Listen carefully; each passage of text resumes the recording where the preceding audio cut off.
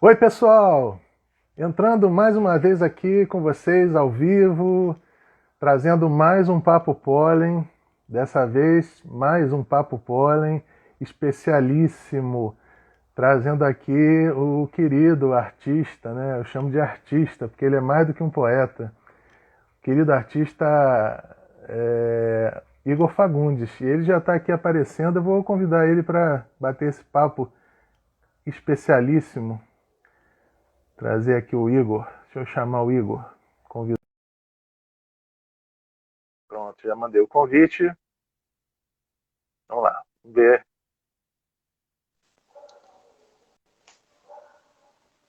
Fala, querido.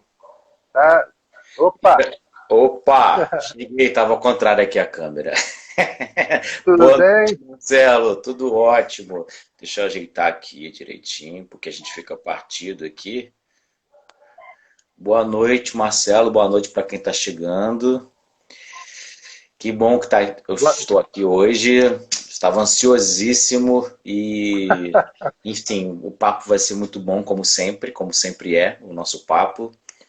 Me sinto muito agradecido, me sinto muito honrado, feliz com o convite. É muito bom ser querido, ser respeitado por alguém também que é querido pela gente, respeitado pela gente. Então, independentemente de quem esteja aqui, já está valendo muito esse nosso encontro, que vai ficar aí depois disponibilizado, gravado para quem quiser se aventurar e adentrar nesses tubos de ensaio da poesia.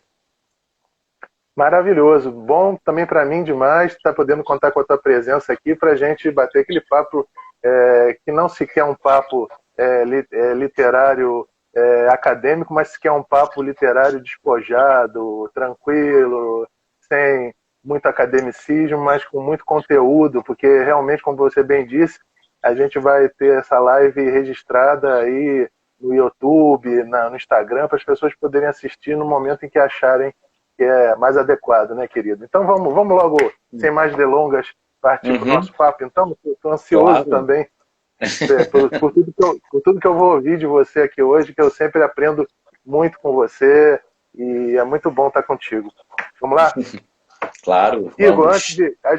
A gente aqui tem um processo, já que eu falei em despojamento de conversa, a gente não tem um Hum, processo todo arrumadinho, formal e camisa. Tanto é que não tô nem de blazer e tal, não vim te receber de blazer, né? uhum, Blazer a gente sim. deixa lá para a OBE, deixa para a Academia Brasileira de Letras, quando a gente vai, deixa ali para o Pen Clube. Aqui a gente está numa conversa com dois amigos que foram. Imagina você que a gente está sentado ou na tua casa ou na minha, ou bar não, porque bar vai ficar aquela barulheira e a gente não vai conseguir entender direito. Mas Às pode vezes até acontecer entende. algumas interferências aqui da vizinhança, cachorro latindo, criança chorando. Pode acontecer o clima do bar, pode acontecer.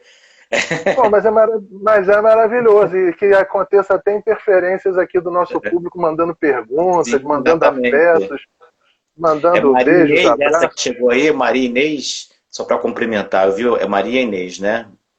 Eu acho Isso. que estou vendo aqui uma pessoa, só para agradecer aqui, dar um alô. Lúcia de Quadro, também Oliveira. Não, é isso aí, já entrou.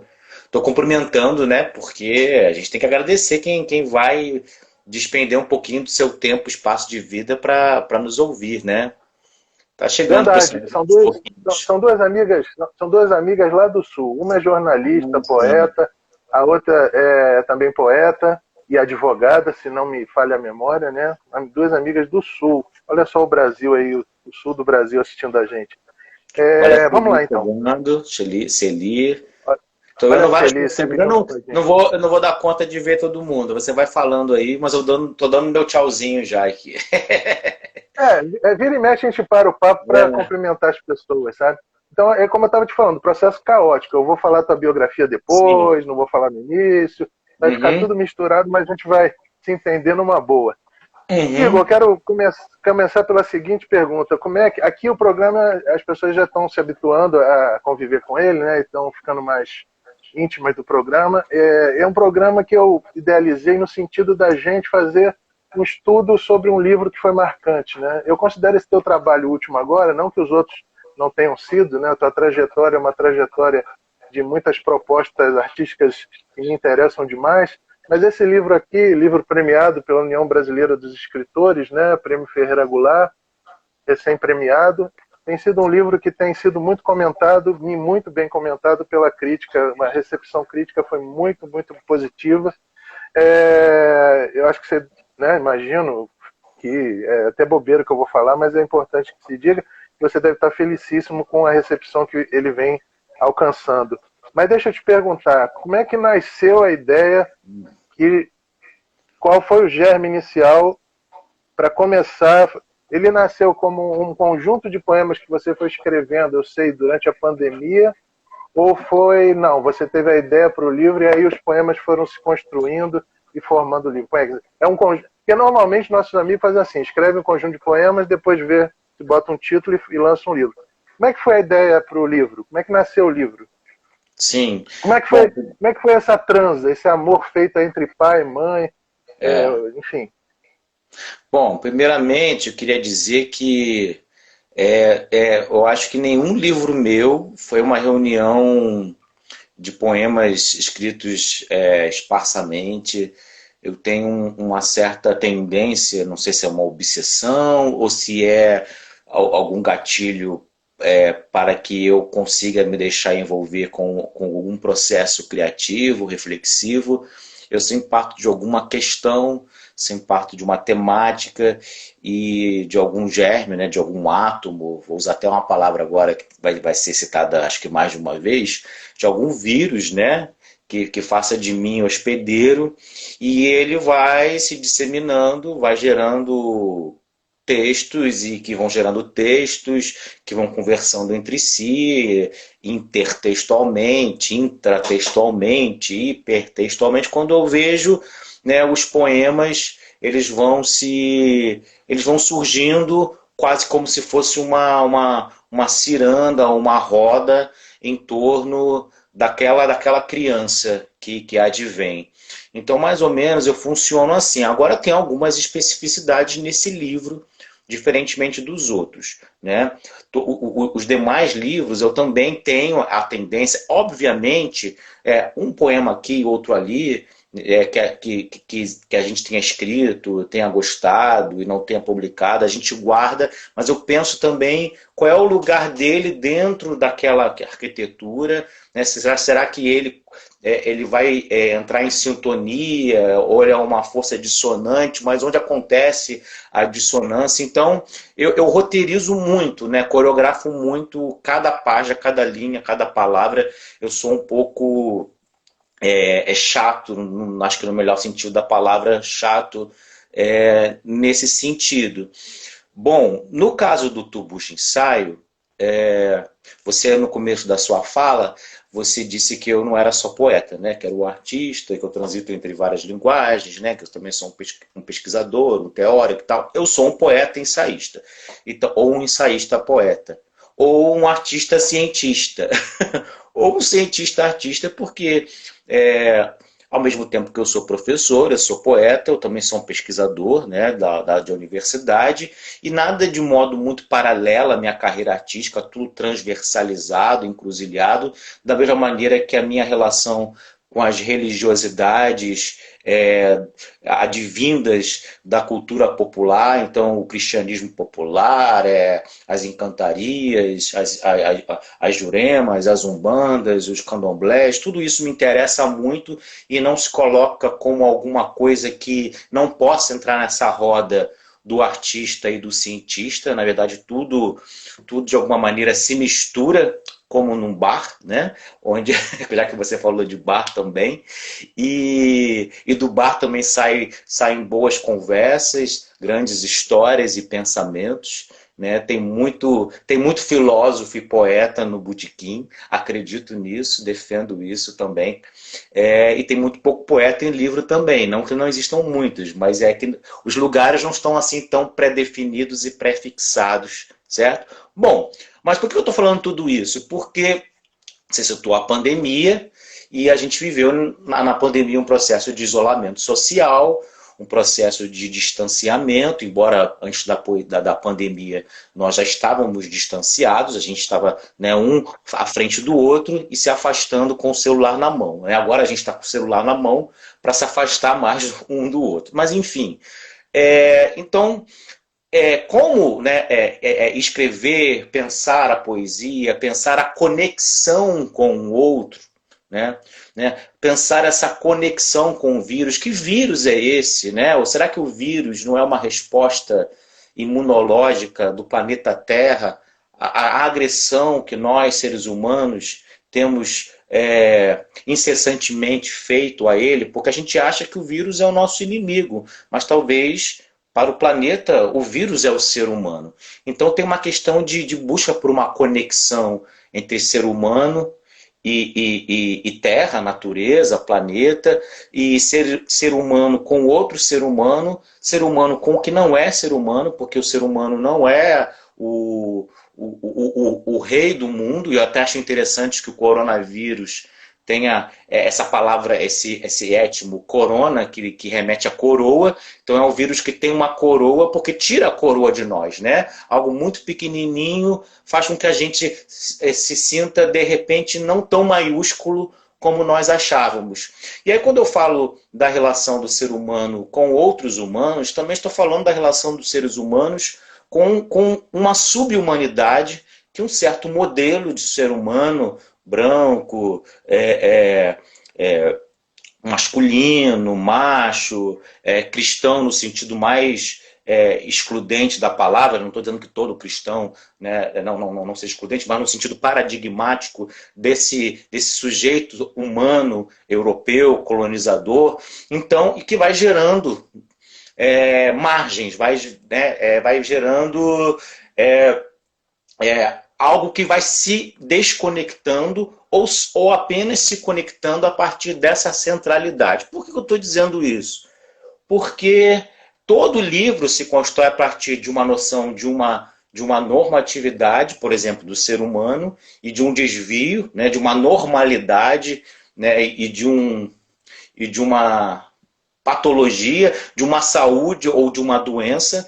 Nesse caso, a Covid-19 não é a nossa única patologia. Nós temos racismo, nós temos machismo, nós temos homofobia, nós temos diversas patologias e pandemias que não são sanitárias nem biológicas, são doenças históricas, sociais e culturais. E aí, né, toda essa dimensão de questões muito material, ela tem um gatilho, que parece que o livro apenas se propõe a uma discussão formalista, do que é poema e o que é prosa, o que é a poesia, o que é ensaio. Na verdade, essa é só uma ponta do iceberg. É óbvio que a primeira sensação que se tem é que parece que é um livro experimental, e ali eu estou tentando apenas dizer que poesia pode ser uma outra coisa, que não seja só o texto escrito em verso, etc. Mas, no fundo, eu estou falando disso também, mas com isso, e ao falar nisso, ou seja, nesse binarismo de prosa e verso, ensaio e poesia, né? Enfim, poesia e as outras artes também, a literatura e as outras artes, porque eu trabalho com dança, trabalho com teatro, trabalho com música. O que está em questão justamente é o que é a norma, a normalidade, a normatividade da poesia, né? A poesia é sempre uma tentativa de dizer, será que a poesia ela está nesse binarismo, ou ela está justamente naquilo que está entre tudo que é dual e binário, e da mesma maneira que tem uma entrelinha, tem também algo ou alguma coisa, um X, né, uma questão entre a prosa e a poesia, entre o ensaio e o poema, ou entre a literatura e as outras artes, entre as artes e as ciências, entre as ciências e as religiões, e perpassando e atravessando tudo isso, que faz com que a discussão passe pelas representações hegemônicas que nós temos e a nossa dificuldade diante de uma cultura que se sustém e se sustenta em diversos paradigmas que não lidam com a diferença, né? Tentam buscar alguma ideia fixa que submete o singular e o plural a uma generalidade, e toda a noção de gênero vem daquilo que diz respeito ao em geral. Então, ao perguntar o que em geral é poesia, eu estou perguntando também o que em geral é ser humano. Será que o ser humano não pode ser outra coisa? Será que não há uma diversidade? Não existe um sujeito, né, um ser humano hoje tão falado não binário, um transgênero, uma transgênero, um intergênero, um intersexual, né? O que seria esse ser humano não branco? Ou seja, tudo que de alguma maneira sai de um modelo, de um padrão, de uma normatividade de gênero, de sexualidade étnica, racial, social, enfim, política. Ou seja, são muitas as camadas. A dimensão formal, estética, ela é um gatilho para todas as outras. Bom, tem muita coisa para falar aí, mas assim, tem dois episódios que são talvez importantes. Se eu estiver falando muito, pode me cortar. Não, eu estava querendo dizer o seguinte, desculpa te cortar. Sim. Não gasta tanta ideia numa pergunta só. Mas ideia eu não gasto ideia. Ideia, quanto mais eu falo, mais ideia eu tenho, entendeu? Você falou tanta coisa bonita, rica, importante. Que às vezes a gente espalhar essas ideias pelas respostas. Eu pergunto depois, porque eu não falei dos dois episódios que foram, né, os fatos, né? Porque eu falei certo contexto. Que levaram ao status. Motivação. Mas tem dois fatos. Tá. Eu falei de pandemia, acabei falando de patologias, de vírus, etc., de normatividade, etc. Passei também a viver uma posição normativa de professor, né, dando aula remotamente.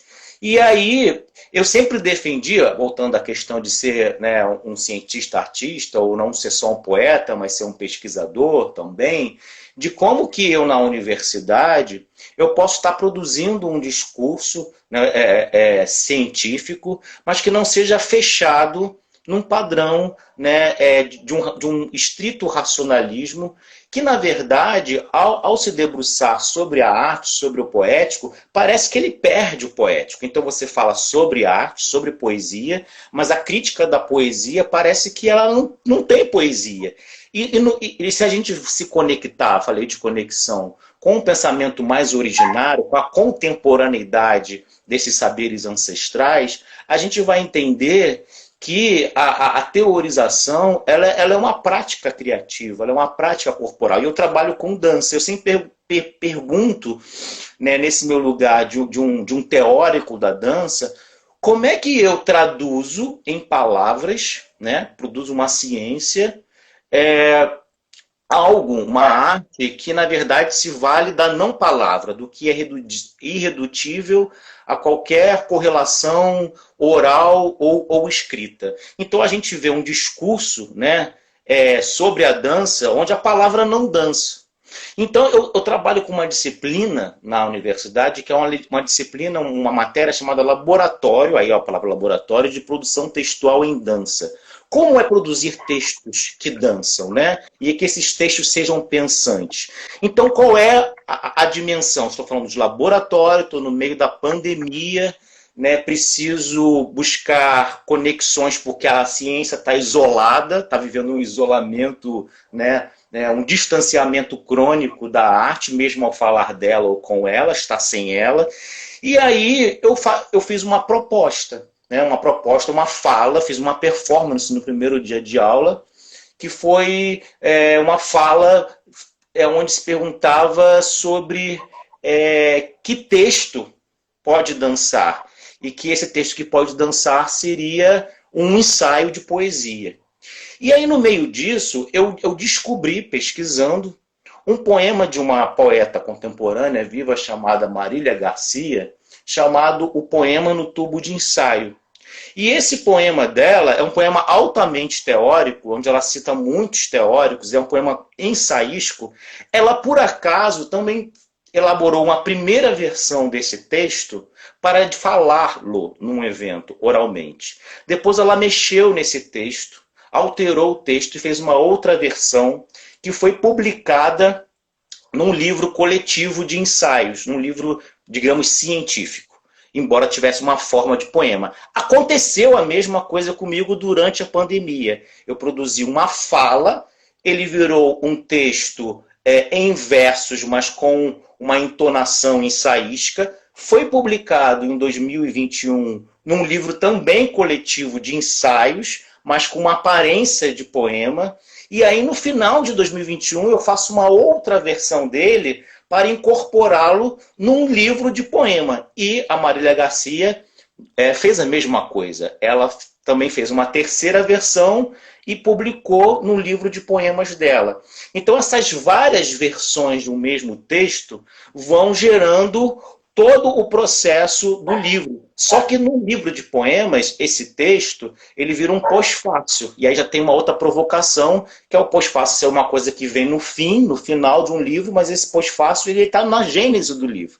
Então, aí começam várias experimentações, digamos, coreográficas, né? É o poema que está no tubo de ensaio, é a dança que está no tubo do poema, é o poema que está no tubo da dança, né? É a dança que é o ensaio que está no tubo da dança. Então eu vou criando várias permutações, experimentações, várias testagens.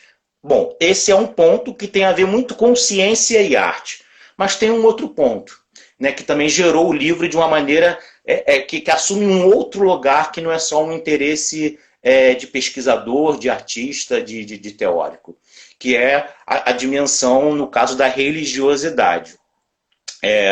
A gente se submeteu a um isolamento social, e só que a gente começa a se comunicar, a estabelecer contatos remotos com você, com nossos amigos, né, através da internet. São presenças que não estão de todo presentes, porque estão ausentes, mas não são ausências de todo ausentes porque estão presentes. Eu vejo você, eu escuto você, né, sou tocado por você, mas sou tocado afetivamente, não que você coloque a mão em mim.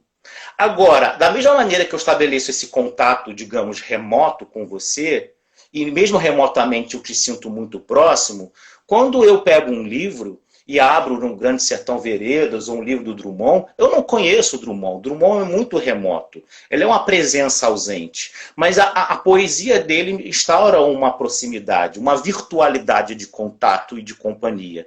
Então, por exemplo, eu começo a chamar todos os poetas e autores como se fossem meus amigos. Eu chamo o Ferreira Goulart pelo nome dele, José Ribamar. E ele fica tão íntimo que eu já chamo de Riba. Eu não chamo o Carlos Drummond de Andrade, nem de Drummond, eu chamo de Carlos. Onde que eu estou chegando? Porque na minha casa, nesse quarto aqui onde eu estou, aí se vocês acreditam ou não, se é saúde ou doença, lucidez ou loucura, verdade ou mentira, é de novo a questão da normalidade e do desvio, né, das oposições e dualidades. Aí não cabe a mim, faz parte do jogo, né, acreditar ou em mim ou não, porque da mesma maneira que eu entro na viagem do Riobaldo com o Diadurim, eu também entro na viagem daquilo que ganha, né, dimensão de experiência e acontecimento com divindades e espiritualidades que conversam comigo na minha casa, onde aqui nesse lugar eu posso fazer desse lugar uma sala de aula, como aconteceu na pandemia, um palco, um escritório, uma biblioteca, né, um templo, um terreiro, uma página, um livro. Então, foram surgindo, no momento que eu estava mais solitário, a conversa, digamos, louca, né? Alguém chamaria de alucinação, com diversas entidades. Então, o livro também já tem essa terceira outra via, né, de um apelo, né, religioso, mas aí a religião num sentido muito expandido, numa dimensão mitopoética, digamos assim, né, e não de um fechamento num sistema dogmático doutrinário. O que importa é que eu não podia estar na rua, mas desde que no dia do meu aniversário, em 2020, uma hora antes de lançar o meu livro anterior, o Macumbança, surge uma entidade aqui na minha casa chamada Pivete, um malandro, um ser da rua. E foram vindo outros e outros e outros. O que isso tem a ver, o Igor? Isso é uma live de Umbanda? Não, não é não.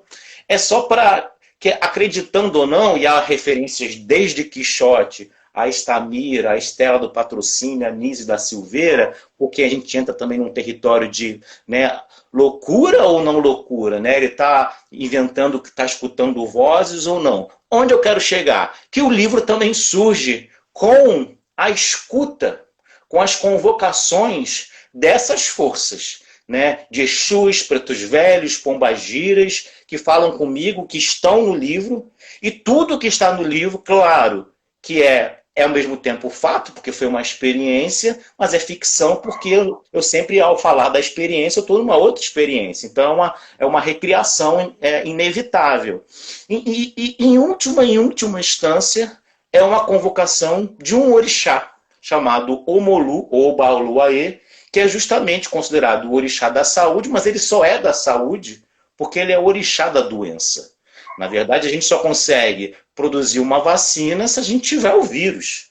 Então, na verdade, ele é o orixá viral. Ele é miticamente, na cultura iorubana, né, o vírus enquanto uma força da Terra. Então, o Omolu me convoca a escrever um livro, né, a partir da pandemia. Aí você fala, o livro é datado? Não, o Omolu é datado. Então, tem uma circunstância desta pandemia, existem outras, mas tem na gênese do livro toda, né, aquilo que há de mais arcaico e ancestral, que é a produção de incessante contemporaneidade advinda de um mito, que por acaso é iorubano, mas eu poderia falar de um mito grego, de um mito nórdico, de um mito tupinambá, e aí o livro também fica nesse entre o ancestral e o contemporâneo, o pós-moderno e o que eu diria, né, o que eu chamaria de pré-antigo. Pré-antigo por quê? Porque é anterior a essa linearização historiográfica com que a gente organiza evolutivamente a história e o tempo. Porque eu não estou fora dessa cronologia, então não tem nada datado no livro, eu não uso nem data. Bom, acho que eu já até respondi a pergunta que você talvez fosse fazer.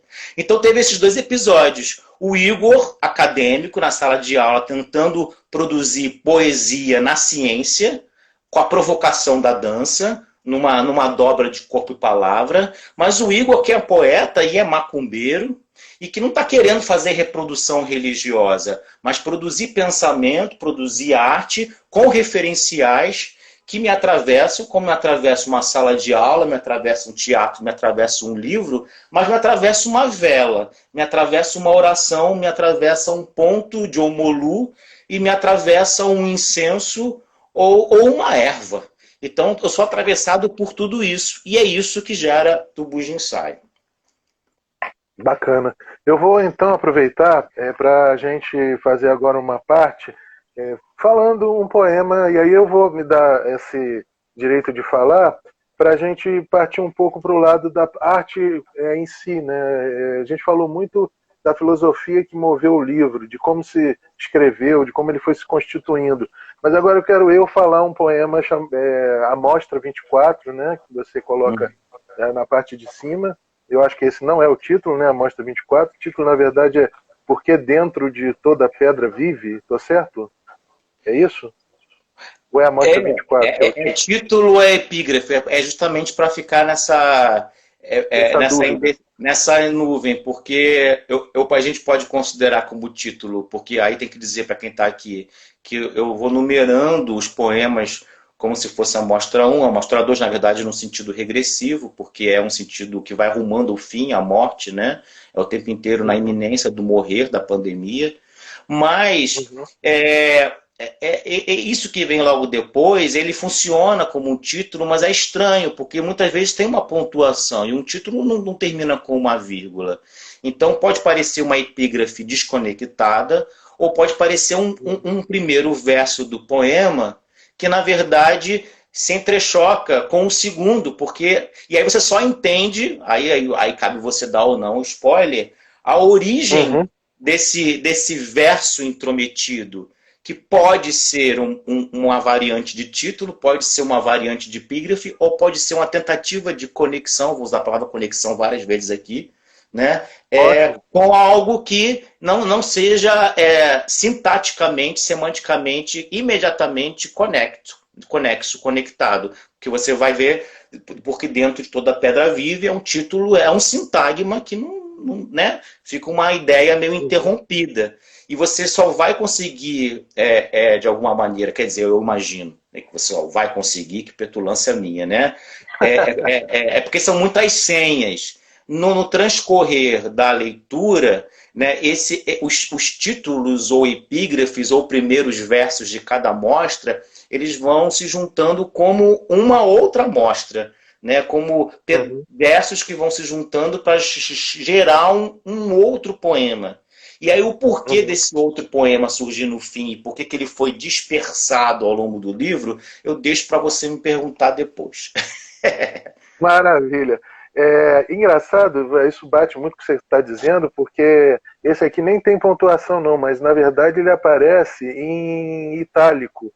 Então, Sim. na verdade, dá para a gente desconfiar que realmente é uma epígrafe, né? Não necessariamente um título. Né? Às vezes tem então, vírgula, né? Tem essas coisas, né? Mas vai, vai ler o poema. No caso desse, não veio pontuado, mas veio em itálico, então é estranho que seja um título, né? Então, a mostra 24, por que dentro de toda a pedra vive?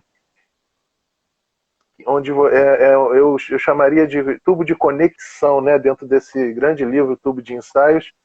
Na verdade, é um tubo de conexão da sua poética com a de Drummond. Vamos lá ver como é que ele coloca isso. Não faça versos sobre acontecimentos. Sempre foi meu versículo. Mas no meio do caminho tinha um vírus. A morte e vida perante a poesia. Por que me abandonaste, Carlos, se sabias que eu não era Deus, eu era um fraco? Mas todo crente sabe, Deus não é fiel, nem a si mesmo. Traio-te, Carlos, e tu te traz. A poesia existe nos fatos. Oswald demorou para ser na quarentena meu pastor. Protestantes há aos montes na minha rua, tem igreja em cada quadra e um espelho protesta no quarto. Tudo é a ponta de um mistério, inclusive os fatos. A missa de Adélia, numa reza, entediava. De vez em quando, Deus me tira a poesia. Olho pedra, vejo pedra mesmo. Em meio a pandemias, de vez em quando a poesia tira-me Deus e vejo caminho no meio de uma pedra. A de Xangô, colhida na mata, trazendo a mata para dentro de casa. Pedra que segura, densa, contra o vento. A última porta aberta e mais um pedaço de papel. Com este poema a ser escrito. Nem sempre é palo seco. Às vezes seixo, a pedra. Sozinho no quarto, ainda há pouco, um ruído. Não de vizinho ou de bruxa presa à luz, mas de formiga. Anuncia vida ao lado. Paredão, formigão, formigueiro, estás certo, Carlos. Penetro, de novo, surdamente, no enigma claro de um buraco, ali no rodapé. E vi minha vida toda contrair-se em um inseto. Interessante, quando a gente fala o poema, não dá para quem nos ouve, né, na palavra falada, ter a noção de quantas aspas, quantas citações você coloca aqui. E aí eu te pergunto, são versos de todos esses poetas que você cita? Porque alguns poemas a gente identifica, né, ecos ali e tal, mas é o verso literalmente que você retira dos poemas desses artistas? Sim, a poesia existe nos fatos, é do Oswald de Andrade, né? Tudo é a ponta de um mistério, inclusive os fatos é do conto O Espelho, do Guimarães Rosa, em Primeiras Histórias. Tem a missa da Adélia aí, que também só que aí eu faço uma inversão, né? Eu faço uma rasura no que ela diz, né? Às vezes Deus me tira a poesia, às vezes a poesia me tira Deus. Né? Como também tem uma rasura no Drummond, no meio do caminho tinha um vírus, etc. E o último verso é um verso da Rosa do Povo do Drummond também. Tem muito da Rosa do Povo. E vi minha vida inteira contrair-se um inseto, é o verso de um poema que precede um sonetilho chamado Áporo, que é também sobre um inseto, né? Que inclusive está sendo trabalhado no texto ao lado. Né? Então, na verdade, o texto que está ao lado, na página ao lado, é todo sobre a minha relação com o inseto. Então, também há uma conexão com todos esses poetas, é uma conversa com esses poetas, a minha conversa com a formiga, eu preso dentro de casa, sozinho, achando que eu estou apertado aqui, encurralado, e a formiga pequenininha entra dentro da parede e tem um infinito, né? E o que é esse pequeno e grande, o que está preso, o que está livre? E aí também, no texto ao lado, tem toda a trajetória da formiga subindo os livros, passando pelo livro A Rosa do Povo. Então tem essa intertextualidade, às vezes eu digo, às vezes eu não digo. Mas também quando eu digo, esse sintoma de aglomeração poética, digamos assim, palavra que evitamos, né? Quer dizer, palavra que usamos muitos para que ela fosse evitada, a aglomeração no lockdown. Há uma aglomeração, né, de vozes, de pessoas, de corpos na página e na biblioteca, enfim, nos textos, que fazem com que a solidão seja essa comunhão com muitas vozes escutas, com ecos, com rastros. Às vezes você não sabe exatamente onde é que está e é para ficar mesmo. Ou então você já não chama nem a pessoa reverenciando a pessoa pelo sobrenome, você chama de Carlos. E aí cabe também ao leitor, também aos poucos, ir colhendo as pistas e descobrir ou não se o Carlos é o Carlos Drummond de Andrade ou se é um Carlos qualquer. Mas é o meu Carlos. Como se fosse um papo mesmo. Você falou que a nossa live seria um papo. É que é toda a conversa que vai se dando no processo de isolamento para transfigurar esse isolamento nessa dimensão de uma aproximação pelo remoto que o Carlos Drummond de Andrade também é, e que todos esses poetas são, e que aparecem também remotamente no texto. Então, essa sua dúvida também é uma produção intencional.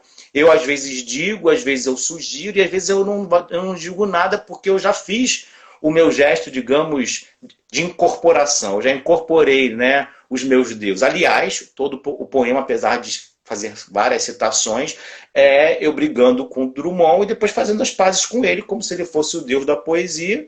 E ele falou, pô, não tem, né, morte nem vida perante a poesia, não faça verso sobre acontecimentos, porque de fato eu nunca quis fazer poesia circunstancial. Né? Só que o Drummond sempre se traiu, porque ele fez um monte de poesia circunstancial. E A Rosa do Povo, que foi citada por mim, é um grande livro, mas é um livro que também diz respeito a uma certa época. É talvez o livro mais político, social do Drummond, diferentemente de Claro Enigma. Mas é isso. Adorei a sua pergunta, sua colocação. Realmente tem esses rastros.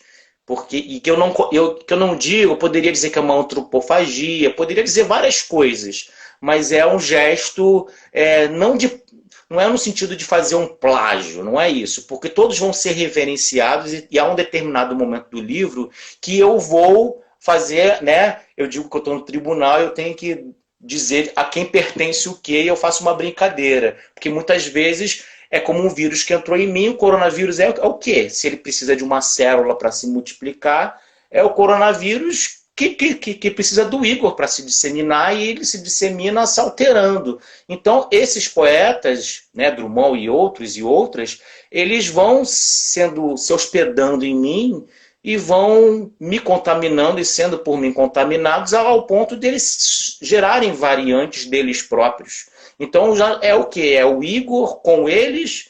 Já são eles ou já são eles repetidos e alterados pelo Igor? Então tem toda essa dimensão de contaminação, de desvio, de patologia, de rasura, de contaminação entre os poetas e as poéticas. Isso praticamente ao longo do livro inteiro, né? Eu acho muito bom, sabe? Eu acho muito bom que haja apropriação até literal do próprio verso do poeta, no sentido de que ali, recontextualizado, ele possa tomar outras dimensões e outras polissemias. Eu acho muito um exercício de produção artística muito, muito interessante, muito válido, e acho muito gostoso de se fazer, ao mesmo tempo que desafia mesmo essa noção de plágio, o que é plágio, o que não é plágio, se eu posso recortar, samplear um verso de um poeta antigo. Por exemplo, você veja alguma coisa, no Máquina Mundi, por exemplo, meu livro, eu pego, me aproprio de uma estrofe inteira do Drummond, onde ele fala aquele poema clássico dele, o das Sete Faces, que ele diz assim: para que tanta pressa, meu Deus? Mas se você pega quando foi produzido aquela estrofe, e quando eu roubo aquilo e tem todo um sentido, roubo propositalmente e também rasuro, né? Eu não boto tanta perna, né? Como dizia Drummond, eu boto pressa, porque o Máquina Mundi, uma das inquietações é a questão da pressa contemporânea, cada vez maior, pessoas cada vez com mais pressa, vídeos têm que ser curtos e tudo mais. Então, assim, eu me aproprio daquela inquietação do Drummond de 30, e como que eu dissesse assim: olha, Drummond, você não sabia de nada, imagina agora se você estivesse vivo. Então, é assim, essas coisas, apropriações que são feitas quando bem manipuladas, eu acho que elas causam um efeito muito interessante, muito excitante. Eu acho que tem tudo a ver com a arte contemporânea, e você manipula isso de uma forma muito bacana. Mas deixa eu fazer aqui uma pergunta, assim, indo para um lado de piração, em cima desse poema ainda, né? Poema muito instigante, né? Eu sei que você é um poeta que vem de uma tradição cabralina, que você é um cara que pesquisa, é cerebral, as pessoas estão percebendo aí na live que você é filósofo, que você é um cara da racionalidade, mas vamos fazer a seguinte brincadeira, né? Que eu estava aqui viajando quando eu vi esse poema, eu fico imaginando assim: será que o Igor, quando escreveu esse poema, ele sentou, e aí esse poema foi saindo e ele foi lembrando de coisas, os ecos de versos que ficam na cabeça dele? Porque eu vou dizer para você uma coisa: eu tenho ecos na minha cabeça do meu trabalho, por exemplo, de versos do primeiro livro, do Diário do Camaleão, que eu fico assim: caramba, quando eu estou muito magoado com alguém ou com alguma coisa, algum relacionamento que não deu certo, eu fico relembrando versos. Por exemplo, vem na minha cabeça, por exemplo, coisas que eu disse naquela época, que era: todos os meus espelhos são feitos de carne, amor é sangue, não é sangria. Então, assim, essas palavras que nos significam muita coisa e que explicam coisas para nós, né? Que aí, se a gente for para o lado da psicologia, é a questão da palavra ordenando nossos pensamentos, nossos sentimentos, dando conta das nossas emoções. Você acha que quando você fez esse poema, você se emocionou, falou: pô, peraí, tal, aí você entrou numa... Que você fala muito sempre, eu vejo você falar: poxa, mas eu ouvi vozes de entidades, apareceu uma entidade aqui, hoje você falou aí, agora há pouco, apareceu aqui essa entidade Pivete, né, que você falou? Uhum. Pivetinho, Pivete, né? Aí Pivete. apareceu. Então, eu sinto que você tem o racional, mas tem o emocional que vem e talvez... Eu estou fazendo uma viagem aqui, por isso que eu quero que você me conserve.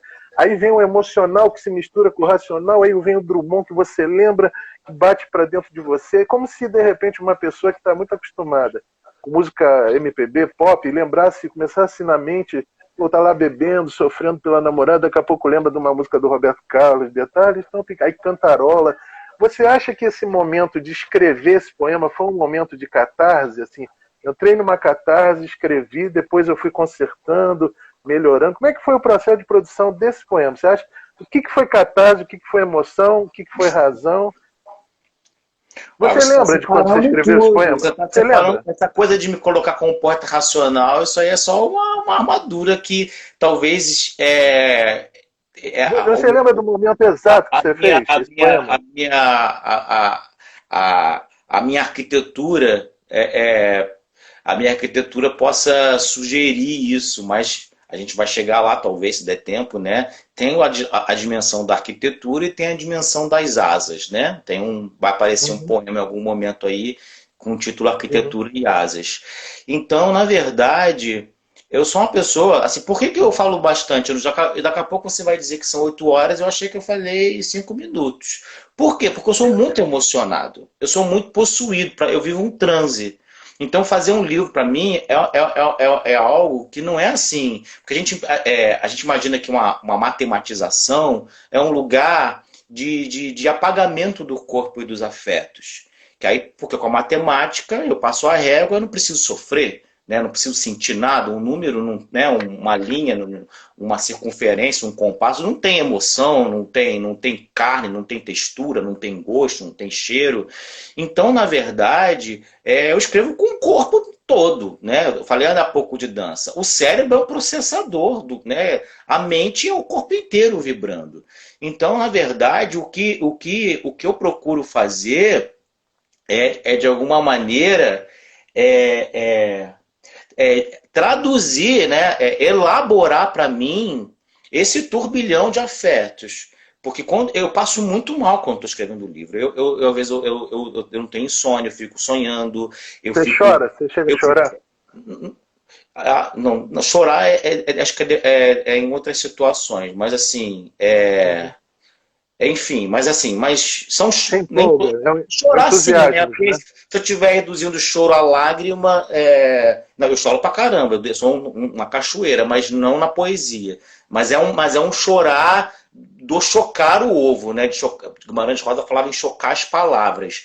Então é aquela coisa, tem uma gestação, né? Eu acho que esse lugar racional é o lugar, né, da gestação, de eu estar ali cuidando de uma coisa que está crescendo, eu tenho que tomar alguns cuidados para não se perder, para eu não abortar, né? Então, assim, só que eu não tenho controle total sobre isso. Eu esqueço, às vezes as coisas vão embora, né? E aí eu não sei como vai se dar o parto, eu não tenho esse controle. Eu acho que em um mês, às vezes, dura 1 ano, 2 anos, demorei muito para fazer, né? E também esses poemas, às vezes, eu vou escrevendo, né? Eu vou criando uma organização temática e uma sequência onde vai entrar cada coisa. Depois eu refaço, eu mudo a ordem das coisas, mas essas coisas, por exemplo, né, o trecho da Adele, o trecho do Drummond, não é porque eu fui agora na biblioteca pesquisar algum trecho que me servia, né? Eu me lembro, como você falou assim, eu estou no bar, estou lá bebendo e eu me lembro de uma música do Caetano. Então é uma coisa muito de que já é memória, de que já sabe de cor, né? Sabe de coração. Então, falei muito de rua num contexto de estar isolado em casa. Eu acho que essas veias, essas artérias, essas ruas do corpo estão cheias de ecos, de vozes. Eles já estão em mim. Por isso que eu nem vou dizer qual é o livro que tá, porque é quando você lembra do que a sua avó dizia. É como o Drummond dizia, como se ele fosse um parente seu, um amigo seu, né? Alguma coisa que não foi você que escolheu guardar ou pegar, você foi pego por aquilo. O próprio Drummond, agora, tá vendo? Me lembrei, mas eu não programei ter lembrado. Né? Quando ele fala de corpo, ele fala, né? O do corpo que me sabe mais do que me sei. Né? É um poema que tem um verso, me sabe mais do que me sei. Então, as coisas vêm no turbilhão dos afetos. E aí quando eu vejo que aquilo ali realmente é uma potência, é alimento para a musculatura poética do meu livro e tal, eu tento anotar. Só que eu não sou mais o poeta de guardanapo, e às vezes eu estou andando na rua, eu tô fazendo comida, estou tomando banho, estou fazendo milhões de coisas. Como é que eu criei? Aí já é uma confissão do processo também criativo do livro e de guardar essas coisas que vêm. Porque você lembra numa hora, depois adormece. Pode ser que não volte, pode ser que volte depois que você publicou o livro. Então eu criei um grupo no WhatsApp, onde sou eu sozinho comigo mesmo. Então, em vez de anotar escrevendo, eu simplesmente vou na rua comprar pão e como eu estou no transe, até o dia que o livro é publicado, eu não saio do transe. Eu fico possuído. É um sofrimento incalculável. Essa ideia do cerebral como você, de alguma maneira, tenta não deixar você que a possessão, né, seja, na verdade, destrutiva, mas, na verdade, que aquele processo seja um processo, que seja uma desordem com o mínimo de controle possível, que seja saúde, né? Porque aquela velha história, desculpa te cortar, aquela velha história do Apolíneo e do Dionisíaco, né? Exatamente. Eu sou altamente dionisíaco, entendeu? Mas aí eu vou falar um pouquinho sobre isso. Mas aí eu criei um grupo no WhatsApp e aí simplesmente eu falo disso no poema do Pós-Fácil, porque as coisas que aconteceram, parece que foi intuição, veio, você gostou do poema da goteira, aquele poema foi o Pivete falando para mim, na verdade. Só que, obviamente, não foi ele que escreveu, mas a goteira, ele falou assim, olha para a goteira do ônibus. Então, só que aí eu fui compondo a partir disso. Então, tem muita coisa, né, que foi me alimentando. E aí, como que eu fui anotando isso, né? Eu acho que quando é uma coisa muito marcante, você não esquece. Mas, né, às vezes não é que você esqueceu, mas o corpo colocou em quarentena. Então eu ligava lá o grupo do WhatsApp e começava a falar sozinho. Estou indo comprar pão, estou falando, aí eu vou gravando e fico meio que cantarolando, fico meio que... Sabe quando a pessoa está com o violão meio que dedilhando para ver se sai uma música? Eu começo a falar o que vem na minha cabeça, porque eu estou cheio, estou muito inspirado, e enquanto eu não botar aquilo para fora, eu passo mal. Então eu tiro do meu corpo e coloco, por exemplo, no celular.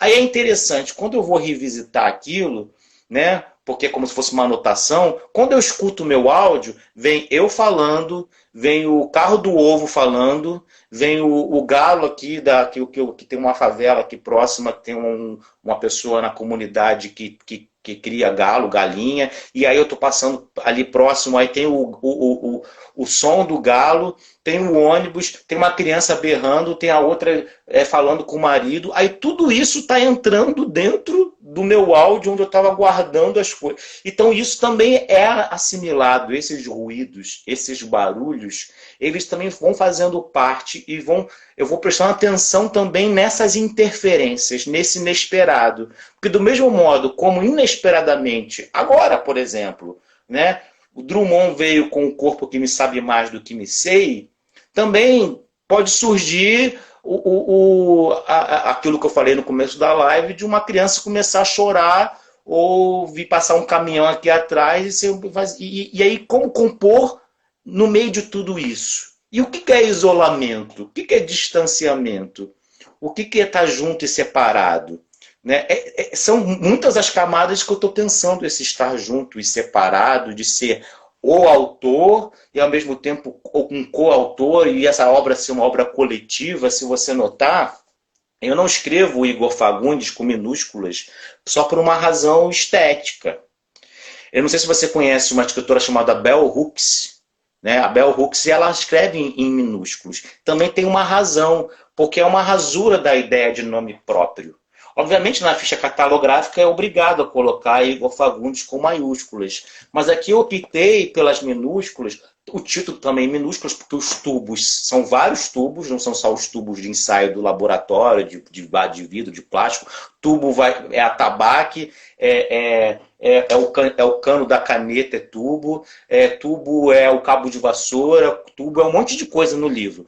Então, não existe um tubo específico, que, né, um nome próprio, né, porque é um substantivo muito comum. Né, que a ideia de colocar maiúscula é quando você quer dar um nome próprio para a coisa. Então, o que é o próprio? O que é a propriedade, Igor Fagundes? Na verdade, né, eu sou a delimitação sempre provisória de um ilimitado de hóspedes. E eu sou hóspede também de muitas coisas que vão se concentrando, e eu sou o lugar, a encruzilhada, onde essas ruas, né, vão se concentrando, se contraindo e ao mesmo tempo se descentrando, se disseminando, se desencontrando. Então eu sou, na verdade, o centro e a via excêntrica de todas essas forças. Por isso que eu me apequeno, escrevo em letras maiúsculas, como no último verso do poema que você escolheu. Né? E vi a minha vida toda contrair-se um inseto. É para eu ficar pequenininho, do tamanho de um vírus. Porque assim eu consigo proliferar. Assim eu consigo, né, atravessar os corpos e gerar pandemias poéticas. E assim, sendo uma formiga pequenininha como uma formiga, eu entendo, uma vez também lendo sobre isso para fazer o livro, porque uma das entidades que vem aqui falar comigo é uma criança chamada Formigão. Ela tem muita história. Formigão, eu fui pensar muito sobre as formigas. Tem vários tipos de formigas. E os túneis subterrâneos das formigas, né, são tubos também, onde elas estão ali. E eu li num texto dizendo que se matar todas as formigas, acaba o planeta. E se somar todas as formigas do planeta, é mais pesado do que pegar todos os seres humanos. Ou seja, é que nem a gente pensa, o que é mais pesado, 1 quilo de chumbo ou 1 quilo de pluma? Ah, é o chumbo. Não, se é 1 quilo é o mesmo peso. Mas é só para dizer que tem muito mais formiga do que gente. Então tem um outro mundo, né, um outro universo que nos atravessa, que a gente acha que está em paralelo, e me conectando com ele, eu me apequeno, eu me faço uma pedrinha miudinha, que aí eu vejo a potência, né, o maiúsculo no minúsculo. Então, também esse é o processo de descentramento do livro, de sair de uma normatividade até dessa figura do nome próprio e desse autocentramento ou desse antropocentramento, né? Esse centramento num eu, ser humano, que também é constituído por Drummond, mas é constituído por formiga. É isso. Maravilha. Quero ouvir então um poema agora na tua voz e vou aproveitar. Qual? Isso, e seria esse aí que você falou sobre voo e arquitetura, né? Ah, falou... o da Arquitetura de Asas. Primeiro eu vou dizer o poema, depois a gente contextualiza, tá? Só vou dizer que o poema se chama Arquitetura e Asas. Depois eu... Antes que você fale, eu falo aqui que a Porcina Furtado disse que faz a mesma coisa, fica conversando com ela mesma, fala e grava, tem o mesmo processo de escrita que você gosta de fazer, e cada um com o seu processo, mas ela tem um processo semelhante. E é isso, um monte de gente entrando. Beleza, vamos lá. Vai lá, Igor. Obrigado pelo comentário. Deixa eu procurar. Arquitetura e Asas. Quem habita, habita limiares, não superfícies fechadas, paredes, não toldos, telhas, tetos, mas áreas que se soltam das linhas das maquetes, no ofício de ver o ainda invisível, argamassa desejos com pó de asa, porque dentro de toda a pedra vive o avesso da pedra, de nome audácia. Quem habita joga no espaço uma âncora, sente o peso do porão e fantasmas. Entra em contato com o que havia antes, que o tempo é também uma espécie de casca. Logo, quem habita uma casa, habita os dias que se abrem em quartos, salas, com janelas de fundos, cuja vista é paisagem interna temporária. Quem planeja desenha perspectivas, não supõe o inesperado desejo, interdito de muros, cerca viva, separação sem recurso ao apelo, traça no papel a vida viável. O chão que nasce através dos passos, com a arquitetura que se sabe ave, e não se prende às regras da sintaxe. Quem habita, habita limiares, como se para além da régua e compasso houvesse a morada solta nos ares, dentro de suspeitos tempos e espaços. Quem do concreto um dia se desgarra, faz casas só de sonhos e presságios. Esse poema, Arquitetura e Asas, ele é do livro Vida a Respeito de. Só que ele não é meu. Ele é um poema de Marcos Vinícius Quiroga, que foi um amigo meu, um amigo nosso, um grande poeta, e que foi vítima fatal da Covid-19. E esse poema dele eu uso por vários sentidos, né? Primeiro porque eu já falei bastante de casa, falei sobre as casas de sonhos e presságios, falei dos insuspeitos tempos e espaços, falei de tanta coisa, né? Sobre arquitetura de livro, arquitetura de casa, de vida, enfim, de habitar limiares de parede, de porta, limiares de gêneros literários. Enfim, tem muita coisa aqui que já tem a ver com muito boa parte do discurso que eu estava fazendo. Só que tem outras dimensões, né, nesse poema. Como você já disse logo no começo da live, Marcelo, um gatilho do livro foi a pandemia da Covid-19. E nós perdemos muita gente, que a gente conhece, que a gente não conhece. Né? E no caso, o Marcos Vinícius Quiroga era uma das várias pessoas que eu conhecia, que eu conheci, e que nos deixou logo no começo, inclusive, da pandemia. Acho que, não sei se foi maio de 2020, foi no começo de 2020. Então aqui, de alguma maneira, ele é uma espécie também de metonímia, de parte pelo todo, de todos os poetas que de alguma maneira foram, né, mas na verdade não, né, mas deixaram o vírus da poesia aqui, né? Deixaram a sua obra. E aí aqui eu faço na verdade, um gesto de rasura no sentido de vírus. Quer dizer, eu já disse no começo da live que falar que vírus é mal ou bom depende da perspectiva. Para o ser humano é ruim, é péssimo, né? Mas o vírus é só um ser vivo, né? Como nós. Então,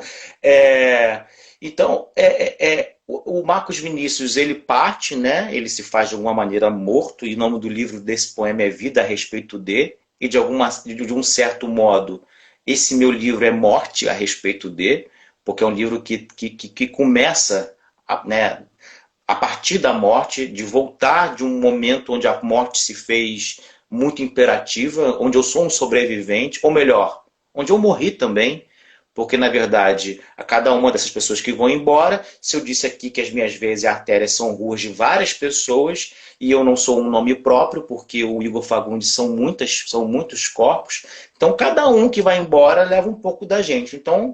Então esse livro é sobre voltar. Eu digo logo no começo, no prefácio póstumo, que é um prefácio depois da morte, né?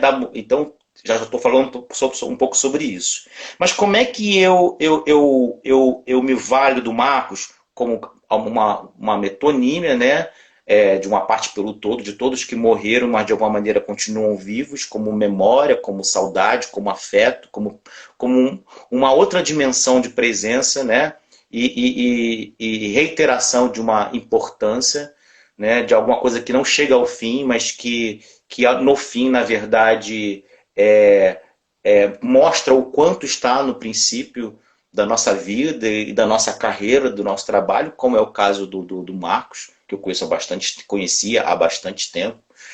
Mas aí, cada verso desse do Marcos, eu vou espalhando. O primeiro, o segundo, o terceiro, eles vão virando os tais títulos ou epígrafes de cada uma das amostras. Quando você leu um poema meu, você leu lá no começo, porque dentro de toda a pedra vive. Na verdade, esse é um verso do Marcos. Só que são 30 versos, né? O poema do Marcos tem 30 versos. Só que o primeiro verso, na verdade, não é o poema de número 1. O primeiro verso vai ao encontro, né, do poema de número 30. Porque só o leitor, né, diante do livro vai entender sobre isso tudo, até se eu mostrar aqui não vai aparecer direito. Mas tem um jogo aí de relação daquilo que é um tempo ou um espaço progressivo, de escrita, de leitura e de vida, e um espaço regressivo, né, retroativo, né, retrospectivo, né, de uma vida que vai de alguns poucos até chegar ao número 1, não como quem chega ao princípio, mas como quem chega à morte, como se fosse uma contagem regressiva, porque cada um desses versos do Marcos é uma contagem para chegar no poema dele, que é para chegar no poema de alguém que morreu. Né? Então, eu desloco os versos dele e vou criando conexões com os meus poemas. É como se eu fosse produzindo uma variante do poema dele. Cada verso dele fosse um vírus, verso-vírus, né? VV, e eles fossem contaminando, né? Na verdade, já estou contaminado pela poesia de Marcos, mas aí eu faço uma gestualização, né? Eu performo, né, essa contaminação pela poesia e pela pessoa do Marcos, né, espalhando o Marcos, como se ele, né, ele como pessoa tivesse partido de algum modo, mas como poesia ele está em todos os poemas do meu livro. E provocando as articulações mais inesperadas, várias variantes de Marcos Vinícius, que ao mesmo tempo várias variantes, né, diversas variantes, né, do vírus da poesia do Igor. Então nós vamos nos contaminando mutuamente. Mas a escolha desse poema também, eu falei muito de princípio, de fim. Então, o Marcos ele é uma metonímia, ele é um índice, né, de muitos mortos. Ele está lá no final, enfim, mas ele está no princípio dessa compreensão, né, da mesma maneira que eu incorporei a Marília Garcia, também fui incorporado pelos versos do Marcos. Esse poema, por acaso, que é o poema que está meio que no fim de todas as minhas amostras, meus poemas, e na contagem regressiva chega no fim, que é o princípio, é o poema com que eu o conheci. Então tem uma outra dimensão. Ele é um poema que tematicamente ele contribui para o pensamento do livro, mas o pensamento do livro, ao mesmo tempo que ele faz um tratamento dos poetas como pessoas próximas. Eu não conheci, infelizmente, o Carlos Drummond de Andrade, mas eu trato o Carlos Drummond de Andrade como uma pessoa muito próxima de mim, como um amigo que eu brigo, enfim. Então, na verdade, tem uma mistura, né, do poeta e a pessoa, como também tem o poeta Igor e tem a pessoa Igor, que muitas vezes é narrador-personagem de vários textos. Não, né? Então, assim, o poeta é fingidor da dor que deveras sente. Eu diria que o livro ele é uma autobiografia, mas no sentido de uma autobiografia, não no entendimento de biografia como um retrato fidedigno de alguma realidade, mas um processo ficcional inevitável, né? Porque até quando eu chego na terapia e vou falar de mim, eu crio uma versão de mim para o terapeuta e para mim mesmo. Bom, então esse poema foi o poema com que eu conheci o Marcos, mas assim, até então eu nunca tinha ouvido falar em Marcos Vinícius. Então eu tinha sido premiado num concurso, né? Eu era um dos finalistas do concurso, e aí eu fui no evento, né? Lá eu não sabia se eu ia ficar em primeiro, segundo, terceiro, isso foi em 2000, no ano 2000, então há 22 anos, né? Que aconteceu isso. E quando eu cheguei, eu escutei aquela pessoa que eu não conhecia lendo esse poema, e ele levou o primeiro lugar. O segundo lugar eu acho que foi o Tanus Cardoso, que foi o segundo. O primeiro lugar foi o Marcos de Vinícius. Então, ao mesmo tempo, eu estava conhecendo o Marcos, e o Marcos lendo o poema dele, ou seja, eu estava conhecendo poeta e pessoa no mesmo dia. E era o dia da queda das duas torres gêmeas, foi o dia 11 de setembro de 2000. Eu soube da questão lá de Nova York, a caminho do evento do concurso. E aí eu também trabalho essa ideia de torres gêmeas, porque eu trabalho o tempo inteiro com texto de página par, página ímpar, como se fossem gêmeos não idênticos, né? Como se o texto de uma página e da outra fossem duas torres, né? Que se irmanam, que são gêmeas, porque tanto o ensaio ele é poesia, com a poesia também é uma experiência ensaística. Você destacou as aspas, tem citações, né, nos meus poemas. Então esse acontecimento de conhecer o Marcos, a poesia e o poeta, se dá também num episódio que eu considero como também um acontecimento mítico, né, até para o entendimento das quebras dos binarismos, das duas torres gêmeas que caem, porque eu parto do binário, ensaio poesia, prosa e verso, e gera uma outra coisa, né? No ocaso desse binarismo, desse padrão, dessa referência, da referência que os Estados Unidos e Nova York é. Então aí entra no hipertexto sem fim. Eu vou poder falar de várias outras coisas que só aqui na fofoca da live você vai saber. Mas isso não está no livro. Mas eu vou deixando pista. Eu faço menção às Torres Gêmeas. Então é Marcos, é o poema, é o atentado do 11 de setembro, e como tudo isso vai criando conexão com o livro inteiro. Maravilha. Então, em fofoca, vamos fazer aqui uma pergunta, um pouco fugindo do livro. Como é que você... A pergunta é difícil, eu acho, para você responder, já que é um universo multifacetado. Mas como é que você enxerga hoje dessa posição de poeta que eu sinto você como um poeta, sem querer te privilegiar ou te colocar numa posição mais alta do que outros poetas, mas eu sinto o teu grau de evolução como artista acima de muita gente. Como é que você vê dessa tua posição, como é que você enxerga o panorama da poesia contemporânea brasileira e aonde você se enxerga inserido, em que grupo, você faz parte de que tribo, você vê alguém fazendo algo semelhante, porque os teus livros, na minha opinião, são provocadores de pensamento, e a tua poética faz a gente viajar, é polissêmica. Você estava falando aí, eu estava lembrando do Orfeu que se despedaça. Aí a gente poderia comparar o próprio Marcos Vinícius Queiroga como, na morte do Queiroga, ele se despedaça ao longo do teu livro, em versos aqui, versos ali. Enfim, são pólens viagens. Também, né? Pólens. Você fala, pois é, pólens, cinzas do corpo do Marcos espalhados. Enfim, eu viajei. Você falou, eu viajei. Mas essa Então, ideia que tipo mesmo, são essas cinzas, essas fumaças, né, desse incêndio poético que ele foi e que ele é, né? Mas continua, desculpa. um perfume que se esparça, inclusive, né? Isso. Mas me diz uma coisa, como é que está o panorama, você enxerga o panorama contemporâneo, da poesia contemporânea brasileira?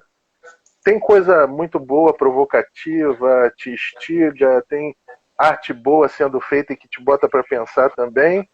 Não precisa citar nomes para não ficar mal com ninguém, mas como é que você enxerga, em termos gerais, panoramicamente, a poesia brasileira e que tribo é a tua? Qual o livro que tu diz assim, pô, esse livro aí mexeu comigo, essa turma aí mexe comigo. Então, como é que está aí a situação atual da poesia contemporânea brasileira? Vamos lá, essa avaliação aí é muito difícil, porque você quer que que eu enxergue a poesia como que eu me enxergo. E eu estava tentando me fazer um esforço danado para virar uma formiga e entrar dentro do buraco no rodapé, e você, porque para aceitar minha condição de não notado, porque eu posso ser notado pelas outras formiguinhas, né? Mas eu não sei se sou notado pelos grandões, né? Eu não sei. O que é grandão e o que é pequeno, não sei também te dizer, e isso também faz parte da provocação do poema. Não, Mas, não, bom, inclusive porque os eleitos mudam de espaço, né? Por exemplo, na academia a gente tem eleitos e mais eleitos que de repente na universidade, que de repente eu nem concordo tanto com aquelas eleições ali. Enfim, sim, muda de espaço, né? Por exemplo, no sim. nosso meio poético, você é Eu vou, muito eu vou citar, considerado. não tem como não citar nome, mas assim, eu não vou citar no sentido de demérito, não. Porque, na verdade, são duas Quer ver referências quer importantes ver? para o livro e que me ajudam a pensar em duas propostas estéticas absolutamente diferentes. Tá entendendo? Uhum. Você ia fazer uma pergunta que eu cortei. Pode? Não, e por exemplo, vou te dar um exemplo. O Tanussi tem estudos acadêmicos que já apareceram do trabalho. O Cairo está começando a ter Sim, sim. um pessoal jogando luzes sobre a poesia pornô dos anos 80, inclusive eu. O Hum, Marcos Vinícius Quiroga, eu não sei quantos trabalhos já surgiram, se fizeram, mas acho que esses três nomes, por exemplo, são muito, você também coloco aí no meio, são nomes que são bem considerados dentro do nosso meio poético dos saraus cariocas, mas na universidade eu vejo pouca citação a esses nomes. Na universidade eu vejo muito Marília Garcia, vejo muito Bruno. Quem mais, meu Deus?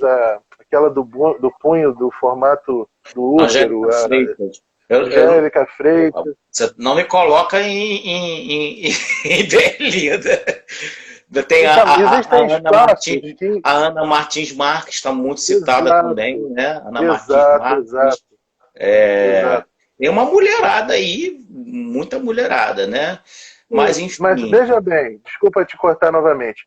Essa coisa que eu estou falando de muda o espaço, mudam assim os famosos, vamos chamar assim, entre aspas, os famosos poetas. Você quando falou assim, mas eu não sei se eu estou entre os grandes poetas, depende do espaço. No depende de nosso algum lugar. meio. É. São Mas muitas fala aí, forças, né? Porque existem como você falou assim, tem o Sarau, tem a Universidade, tem o Rio de Janeiro, tem São Paulo, tem o Nordeste, tem as pequenas editoras, as independentes, tem as grandes editoras, tem né? Não vou citar o nome de editora também grande. Enfim, tudo isso de alguma maneira estabelece relações de poder e relações de protagonismo, né? Eu fico imaginando, por exemplo, a maioria dos grandes prêmios.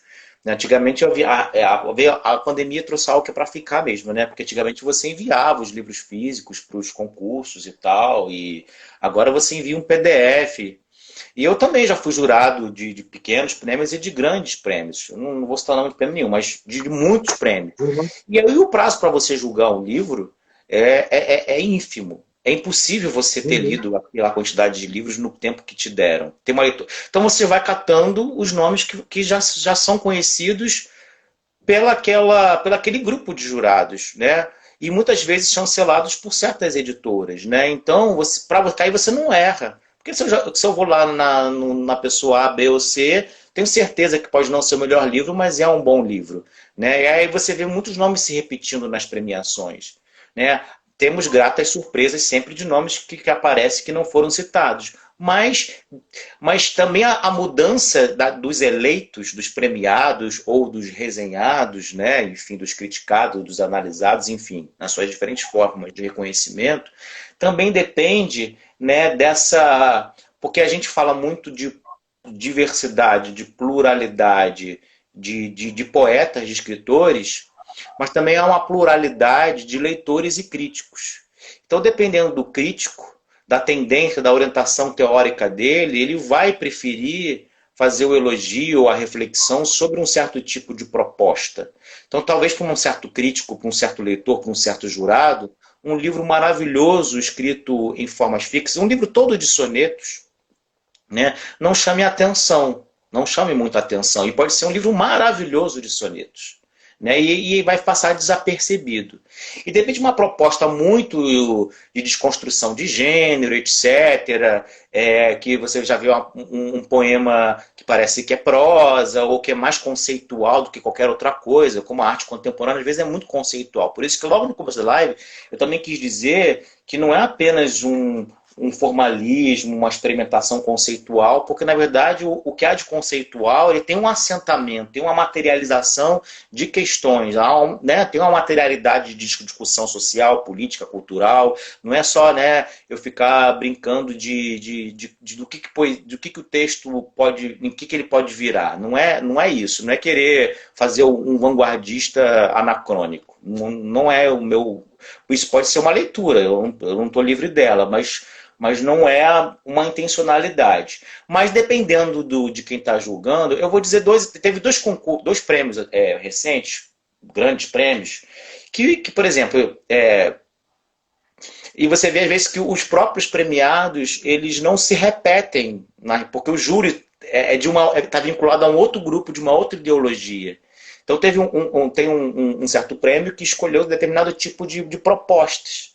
E que não apareceu entre os 50 semifinalistas o vencedor de um outro prêmio, que há 2 semanas ou 3, acho que 2, que era um prêmio de um alto valor aí, de acho que 50 mil reais, que é um livro todo em formas fixas. Por quê? Porque é um júri que ainda preza por alguma coisa que diz respeito à tradição.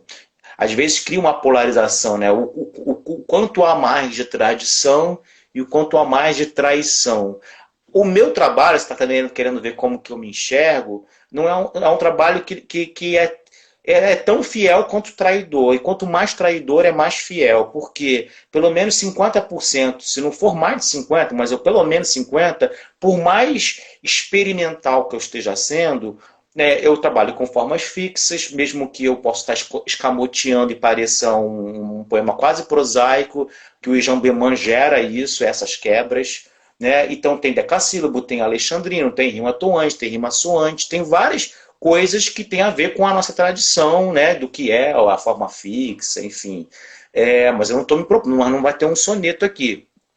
Agora, em vez de pensar em traição, eu gosto de pensar em tradução, porque eu estou pensando em versões de poesia, né? Onde eu não estou eliminando a tradição e ao trair também, de alguma maneira, eu não me divorciei, entendeu? Eu continuo casado com a tradição, mas eu tenho algumas amantes, digamos assim, alguns amantes. Então, porque eu acho que, né, a herança não é só o que a gente recebe, a gente não se livra da herança. Então, você citou, você é um poeta cabralino. Eu também sou. Não sou como eu era no começo. Eu já fui muito mais. Mas a minha poesia é muito musical. Não tem como assim, Cabral não tem música. Um Cabral não escreveria um decassílabo. Né? Isso é uma coisa mais Vinícius de Moraes, etc. Mais siciliano, uma coisa mais musical. Tem isso. Agora, dentro dessa estrutura de uma poesia muito substantiva, muito arquitetada, sou cabralino como o Marcos Vinícius é cabralino. E então eu me afino muito com o Marcos nesse sentido. Uma pessoa que também escreve livros, né, temáticos. Uma pessoa que era uma máquina, num sentido não de demérito, de máquina, de produção de livros, né, que eram livros quase todos, se não todos, temáticos. Um livro todo em torno do Van Gogh, o outro em torno do Barroco, um livro todo, enfim, e que trabalha com forma fixa, uma poesia muito cerebral também, e está sendo um interlocutor meu muito forte, como já foi citado há pouco tempo. Não apenas por uma amizade, porque tem muita gente que é minha amiga, mas eu não estou citando aqui. Agora, Marília Garcia eu não conheço pessoalmente. Né? E ela tem uma proposta completamente diferente do Marcos.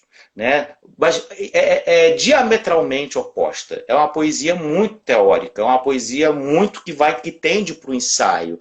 É uma poesia que leva ao extremo a citação não só de poetas, mas de teóricos mesmo. E ela assume isso como um procedimento poético. Então, ela me provoca, ela mexe comigo nesse lugar, né? E que é ali que ela, de alguma maneira, eu não escrevo como ela escreve, não pretendo. Talvez eu me aproxime mais do Marcos, num sentido formal, mas num sentido de uma provocação, né? De uma provocação conceitual, ela me provoca mais para esse lugar da tradução, não necessariamente da traição. E o Marcos é aquele sinal de que, olha, a tradição é muito bacana. Então, eu acho que tem uma pessoa que para mim não acho que ele não é citado nesse livro, mas para mim é o grande poeta, assim, é difícil falar é o grande poeta, porque tende sempre a uma voz uníssona, né, e única, mas eu digo que é o meu grande poeta, pronto, né, mas é que eu não consigo não ler algo dessa pessoa e não gostar, que é o Paulo Henriques Brito, que faz, né, praticamente só forma fixa, só soneto, né, mas com uma coloquialidade e com um arejamento e com um rejuvenescimento que você não sente nem que é um soneto. Com um humor, não é nada sisudo, com uma inteligência, com um jeito brincante, né, de lidar com as formas fixas e clássicas, aquilo me interessa muito. Paulo Henrique Brito, para mim, é mestre nisso. Então, Marcos mexe comigo nesse lugar, né, do rigor temático, nesse universo vocabular, nessa capacidade imensa, como tinha o Ivan Juqueiro, de criar rimas toantes e arquiteturas que a pessoa tem que ter realmente muito domínio, né, da linguagem, não só no sentido técnico, mais inventivo. Né, a Marília no sentido reflexivo também, né, porque ela me pega nesse lugar, Igor, mais acadêmico, mais pesquisador. Mas tem o Paulo Henrique de Brito que me pega ainda mais, porque a tradição pulsa ali, mas quase como uma fala cotidiana de alguém passando na rua e falando algo com você num bate-papo, um bate-papo decassilábico. Né? E tem uma pessoa que não faz uso das formas fixas, mas faz um trabalho com muito rigor e vigor, que nós citamos ainda há pouco, que o pessoal da universidade gosta, mas os leitores também gostam muito, porque tem uma certa sensação de que a poesia dela vem meio que pronta, que ela não teve trabalho, e que ela... porque é tão fluido, tão fluente, tão bem estruturado naquela fluidez, naquela quase coloquialidade e tom de conversa, que você se encanta e tem umas tiradas, tem uma concisão, que é a própria Ana Martins Marques. Gosto demais dela. Enfim, então eu estou citando propostas muito, muito diferentes. Me incomoda o mais do mesmo, né, do sonetista, que apenas está demonstrando que ele é um bom versejador. Mas aí, se for para ler aquele tipo de proposta, eu vou lá direto no Olavo Bilac, entendeu? Não preciso ler isso de novo agora. Né? Como que você ressignifica isso me interessa, não é abandonar isso, mas como que você rasura, reafirma, alterando. Mas também o experimentalismo solipsista, digamos assim, não sei se essa palavra solipsista é uma palavra muito, muito, muito pedante, mas o solipsismo ele já é pedante, que fica só o conceito pelo conceito, é como você assistir uma performance ou ir numa exposição de quadros e você fica esperando a hora da palestra para aquilo fazer sentido, porque não te pega, não te emociona. Então, existe isso na arte contemporânea e existe na poesia contemporânea. Mas eu acho que isso pega muito o pessoal da academia, porque o pessoal da academia, eles enveredam muito por discussões, muitas vezes, muito conceituais, e aí interessa o discurso sobre a obra, mas a obra mesmo é como se fosse, né, apenas um pretexto para o debate acadêmico, intelectual. Mas eu tenho minhas reservas, grandes reservas com com essa arte que precisa da legenda e ser explicada, né? De que, né, enfim, ela não fala por si mesma. Eu preciso fazer algo, mas eu só viro gênio depois do discurso que eu produzo sobre o que eu acabei de fazer. Então, o que eu acabei de fazer não era bom. O que é bom é o meu discurso sobre o meu feito. E aí isso não me interessa. Mas você vai encontrar, você está pedindo para mim, para eu falar da poesia contemporânea, tem espaço para o sonetista, tem espaço para um outro tipo de soneto, como o do Paulo Henriques Brito, tem um espaço para o Marcos Vinícius, tem um espaço para uma Marília, para uma Ana Martins Marques, para uma Conceição Evaristo, tem espaço para poesias mais ou menos oralizadas, né?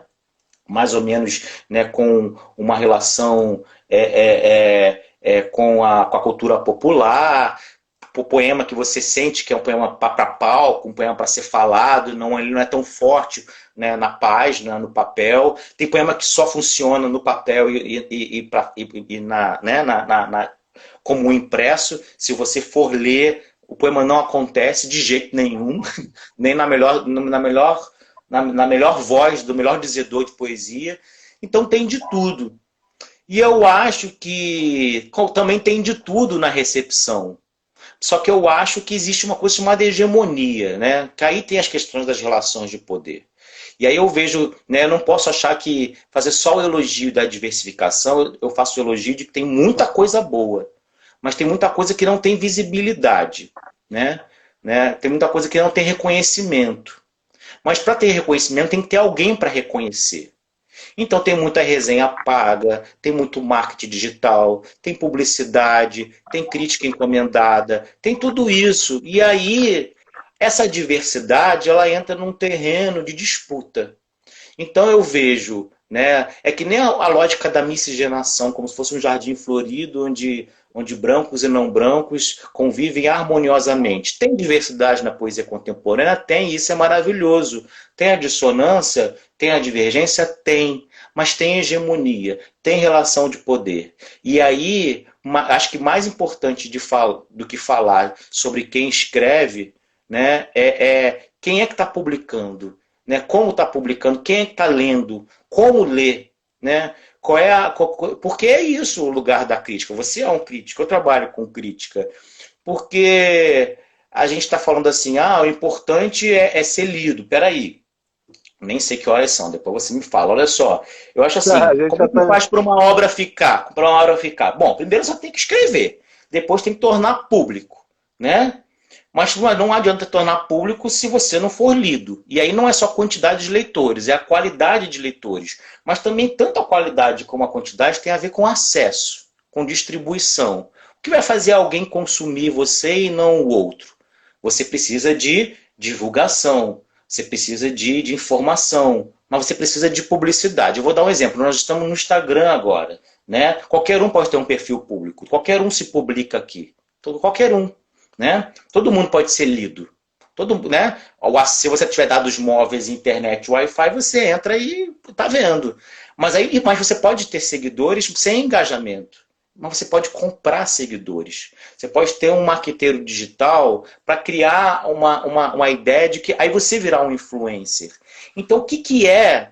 Não tem como fazer, quando você perguntar o que faz uma obra ficar, não tem mais como eu romantizar isso, o poder da obra. Mas ela pode ter um poder maravilhoso, mas eu preciso de alguém que me coloque, né? Tivemos o Rock in Rio. Eu preciso de alguém que me coloque no palco mundo. Senão eu vou ser maravilhoso ali na esquina da minha rua. Então, no mundo capitalista, nessa indústria cultural, o que determina se uma obra fica ou não é só ela. Se fosse assim, nós teríamos muitos escritores do século XIX, XVIII, teríamos filósofos no século V, filósofas no século V a.C., teríamos atrizes na Grécia. Não, mas tem uma exclusividade do filósofo masculino, do escritor masculino, do artista masculino, durante a maior parte da tradição ocidental. E aí, então, é porque as mulheres eram ruins, não escreviam bem, não pensavam? Não. É porque, na verdade, não se chegava até elas. Né? Então não adianta elas serem geniais, e de repente elas eram mais geniais do que os homens, mas eles que ficaram. Então, eu não consigo mais responder essa pergunta sem também contextualizar dentro de uma dinâmica de relação de poder. E aí, senão a gente fica nessa coisa. Uma vez no mestrado eu falava sobre um poeta que não é do cânone, e aí os professores lá do mestrado, você está falando desse poeta que tem uma obra muito diferente da minha, mas eu gostava muito, eu gosto do que é diferente de mim. Você tem que falar do Drummond, do João Cabral, do Guimarães Rosa, para você ser chamado para dar conferência. Eu escutei isso de uma professora. Eu falei, não, eu tenho que falar dessa pessoa aí que ninguém fala sobre ela. Porque sobre o Guimarães, por mais maravilhoso que ele seja, e multifacetado e rico para infinitas leituras, já tem muita gente fazendo. Então, o Uhum. tempo vai dizer, tem que esperar esse poeta, ver se ele sobrevive. Mas o tempo não é ninguém. O tempo somos nós que vamos falar algo sobre ele. O tempo vai passar e o tempo não vai sentar numa cadeira, num computador e escrever sobre ele. Então, esperar que o tempo diga, o tempo sou eu. O tempo é você. Então, eu vou falar, me interessa falar de quem está vivo. Me interessa falar, né? Claro que né, eu não estou jogando fora a tradição. Está muito vivo em mim Homero, Hesíodo, está muito vivo em mim Omolu, como eu falei, Obaluaê, todo mundo está vivo. Mas tem muita gente que está viva aqui, ó, no Meier, lá, no Rio Grande do Sul, no Rio de Janeiro, Natal, vivo mesmo, sobrevivente à Covid-19, escrevendo coisa muito boa. E aí, né, talvez tenha muita gente aqui que escutou ouvir falar em Marcos Vinícius Quiroga só hoje, só agora. Sendo uma pessoa que tem muitos, dezenas de livros e já teve até foi premiado no Jabuti. É É isso. verdade. Não, querido, você é uma pessoa, como eu disse em off, né, lá no WhatsApp, para você diretamente, digo aqui publicamente, porque sou a mesma pessoa lá e aqui. Você é uma pessoa riquíssima, o teu livro é demais de rico, eu recomendo. Tem ainda para vender, né? Se as Sim, pessoas claro, quiserem tem para comprar. vender. Sim, sim. Estamos, tem para vender. Só manda um alô para mim, chega aqui, pode comprar em editora, em Amazon, essas coisas, mas é sempre melhor comprar com o autor, que o autógrafo não vai de graça. Entendeu? Maravilha, maravilha. Não, você é uma pessoa riquíssima, teu livro é um livro riquíssimo. Essa live é exígua de tempo para caber tanta Eu riqueza de sabia que isso ia debate. acontecer. Eu não tenho nada de Então, cerebral, não. Essa cerebral é só a máscara, é um personagem que eu faço. Sou afeto foi puro, demais. Vou só emoção pura. registrar, foi demais. Só vou registrar. Várias amigas nossas entrou, amigas minhas, gente da melhor qualidade também, gente que está aí fazendo arte e aprendendo uns com os outros, como a gente está aprendendo aqui, eu com você, e você acreditou um pouquinho comigo. E aí, Sol de Paula, Pri Amiga, Mari Berretari, essa não, eu estou passando a conhecer agora. Carla Júlia, nossa querida, inclusive mandou Oi, recado. Carla, Olá, meus beijo. queridos. A Carlinha mandou: olá, meus queridos, adoro assistir a esses grandes poetas neste bate-papo. Instituto Bagé, pessoal do Rio Grande do Sul, sempre presente, muita gente do Rio Grande do Sul. Meu trabalho tem chegado lá com poememes muito, e hoje eles conheceram você, maravilha. Lianto Segredo, estuda filosofia e sociologia.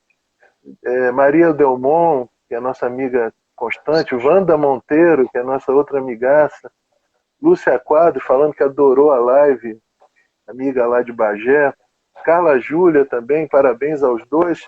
Oi, Para encerrar Carla. com chave, para encerrar com chave de ouro, quero um texto seu na tua voz. Pode ser um Ai, meu Deus poema, do pode céu. ser um texto em forma de ensaio, né? Você Não, eu vou tem no falar teu poema livro. que é menor, é mais dinâmico pelo horário. Eu já palestrei demais. Mas assim, Olá. não tem como, assim, é alguma coisa que o transe, né? Vem isso tudo. Vem o poeta, vem o professor, vem o, vem o macumbeiro, vem o crítico, vem o fofoqueiro, vem o Rapaz, apaixonado. rapaz, você é uma mente febril, e uma mente febril sempre provoca pensamento na gente, e poesia e arte. Então você é arte viva e tua mente é uma das E mentes você fez uma que pergunta mais que é admiro. difícil.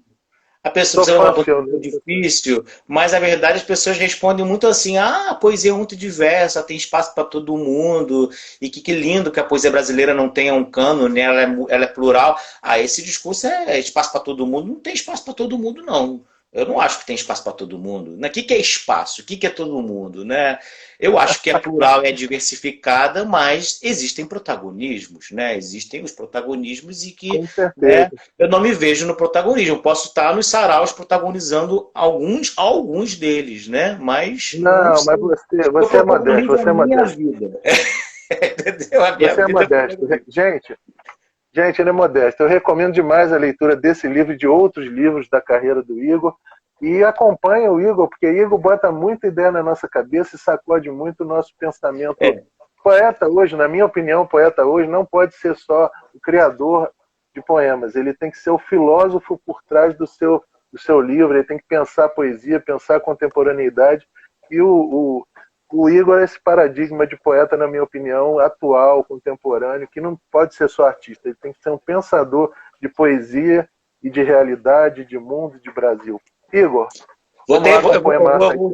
eu vou dizer um poema, já que eu comecei a live falando sobre essa tematização do gênero, né, literário, de gênero artístico, em tubos de ensaio, mas são tubos de poesia. Isso também se liga com outro sentido de gênero, né, que é a questão das subjetividades, né, das identidades, né, das pessoas. Então, nesse lugar de discussão de gênero, eu vou dizer um poema cujo título ou epígrafe, né, ou primeiro verso, não sei, é "E não se prende às regras da sintaxe". É a amostra 7, porque cada um dos poemas é numerado como uma amostra, tá, gente? Porque é como se eu estivesse fazendo várias testagens num laboratório. Temos um segredo, Melanie Clark, desde quando a vi dançar, dublar, Black is Beautiful, no cabaré, no bar, aplausos da plateia e a minha baba a transvestir os nexos. Prometi a música white e sexy, pero no mucho, como o singelo striptease de improviso no motel que virou igreja evangélica, mas já tinha ali um púlpito em nossos pubs e bundas. Mutante, traveste, uma calça, um terno, um chapéu de malandro, samba no salão. Alcione lhe canta meu ébano. Só creio Deus a Deus quando ginga mesmo, sujeita, sujeito, no meio de minhas pernas.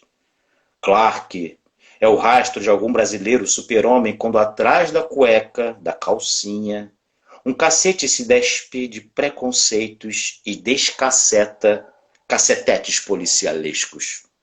A heroína Melanie, sobre o salto alto, atira o sapato nos ovos do saco transfóbico. Somos vários, várias em homenagem. Quem fala em solidão na pandemia e uma terceira face fluida de sintaxes e semânticas de cama, altar, macumba e poesia. É para Melanie, a Melanie. Maravilha. Fechamos com chave de ouro, poesia brasileira da maior qualidade, poesia mestiça, cheia de borogodó, de samba, de ziriguidum, misturando academia, universidade, filosofia, macumba, encruzilhada, bar, esquina, e muita filosofia, muito pensamento e muita poesia brasileira híbrida, contemporânea, de altíssima qualidade, mais atual do que essa. Eu acho que é complicado. Igor, obrigado pela presença. Eu agradeço Muito muito, eu obrigado por agradeço a ter presença de aceito. todo mundo que está aqui, né? A Maria Delmont, que está aqui também batendo palmas. Na medida do possível, eu vou olhando aqui, eu não conheço todo mundo. E é muito importante essa força que vocês dão para a gente, né? Que é alimento para a gente seguir acreditando que é possível fazer live de poesia no Instagram, né? É isso aí, gente. É isso aí, Igor. Obrigado também a todos Obrigado, um que beijo estiveram aqui. grande. Gente, qualquer Beijão e até a coisa, próxima. mandou me chamar, eu estou aqui, o que que há, tá bom? Valeu, tchau. Sigam o Igor. Na próxima edição, o próximo Papo Poli vai ser com o Euridice Espanhol, minha amiga, e falando de um livro dela que eu gosto muito, e é outra artista, outra visão de poesia, de arte, de contemporaneidade. Até lá, gente, eu fico por aqui. Beijão, obrigado por tudo. Até mais. Tchau. Tchauzinho.